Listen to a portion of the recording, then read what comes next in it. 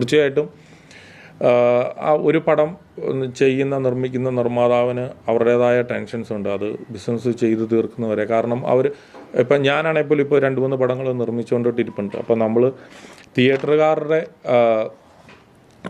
മുന്നിൽ ഈ സിനിമ എത്തുന്നതിന് മുമ്പ് ഇതൊക്കെ ബിസിനസ് ചെയ്യേണ്ടതായിട്ടുണ്ട്. അപ്പോൾ ബിസിനസ് ചെയ്യുന്നതിൻ്റെ ഇടയ്ക്ക് പല കാര്യങ്ങളും റിവീൽ ചെയ്യുമ്പോൾ അവർക്കുണ്ടാകുന്ന ഒരു ബുദ്ധിമുട്ട് രേഖപ്പെടുത്തി എന്നുള്ളത് മാത്രമേ ഉള്ളൂ. അപ്പോൾ അത് പിന്നെ അൺവാണ്ടഡ് ആയിട്ട് നിങ്ങൾക്കറിയാം, ഒരു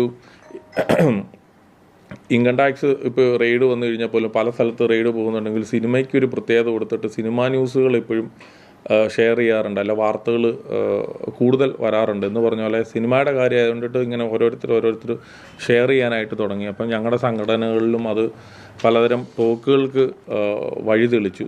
അപ്പം അതിൻ്റെ അടിസ്ഥാനത്തിലാണ് ഞാൻ ഈ മീറ്റിംഗ്, ഒരിക്കൽ കൂടി പറയുന്നത്, ഞാൻ ഈ മീറ്റിംഗ് വിളിച്ചത് അതുകൊണ്ടിട്ടാണ്.